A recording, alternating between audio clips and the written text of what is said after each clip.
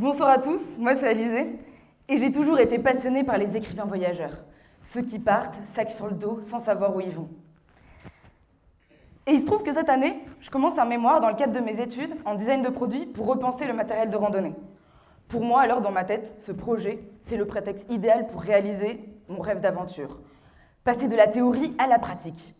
Alors avec mon amie Victoria, on décide de préparer sérieusement ce sujet d'étude.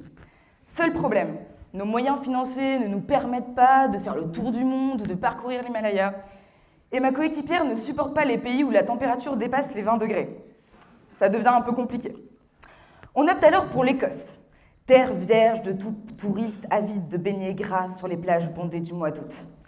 D'ailleurs, beaucoup vous diront qu'on ne part pas en Écosse malgré la pluie, mais bien parce qu'il pleut.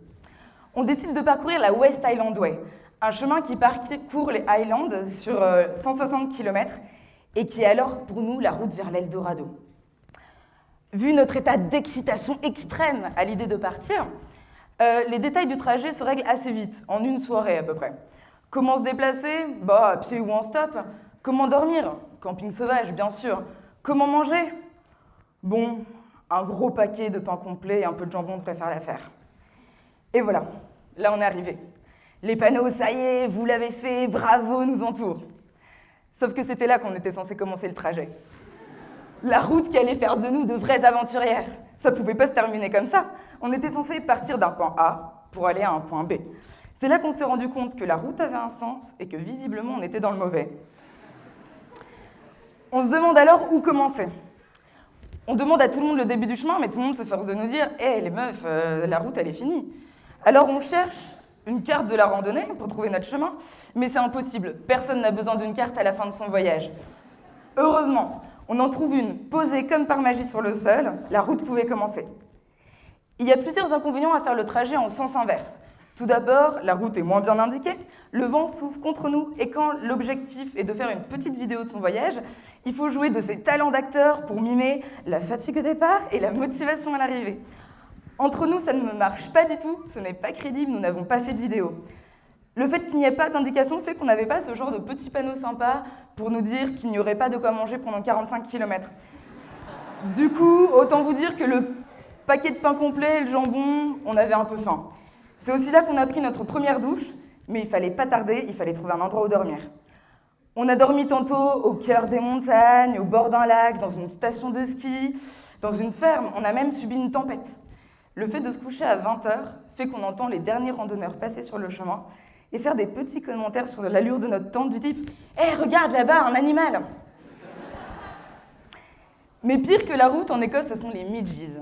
Ces moucherons carnivores qui s'engouffrent sous vos vêtements et dévorent le moindre centimètre carré de peau disponible.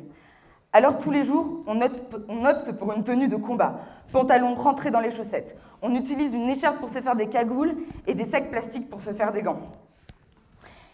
Ces combats journaliers nous permettent matin et soir de battre notre record de montage et démontage de tentes pour échapper aux bestioles.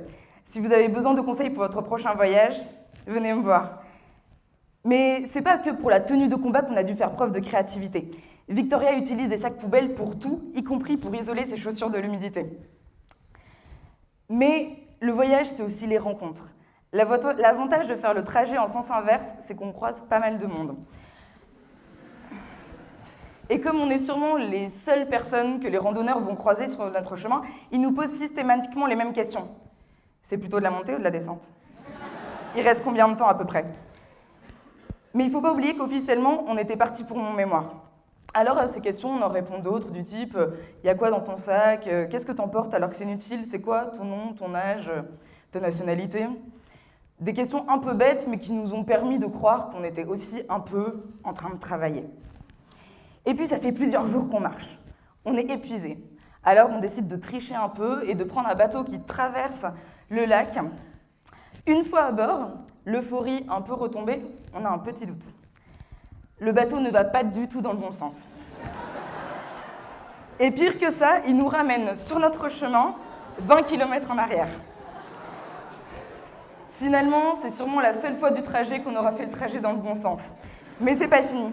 Une fois sur la terre ferme, le camping sauvage n'est plus autorisé et le camping indiqué sur notre carte n'existe plus.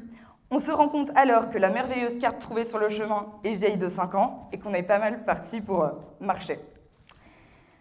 C'est au bout du 6e jour qu'on rencontre Michael et Godefroy, les 2 seuls voyageurs qui nous ont paru aussi paumés que nous. Ils ont fait leur randonnée en petite chemise blanche et petite jean, mais ils nous ont donné une explication. À la base, on était censé partir au Cap-Vert. Et puis finalement, on est ici. Et voilà, c'est le dernier jour. Nos pieds sont pleins d'ampoules, nos hanches écorchées et nos muscles tendus, mais le chemin est plat. On s'offre même le luxe de faire un petit détour par une distillerie de whisky, ce qui nous aura permis de nous perdre pour la première fois avant notre arrivée triomphante à Milgate. Et voilà, on est arrivé. Glasgow nous ouvre ses bras et les cornemuses bercent nos oreilles. Arrivé à l'auberge de jeunesse, on étend notre tente dans une douche pour la faire sécher et on étend nos sous-vêtements sur un rebord de fenêtre.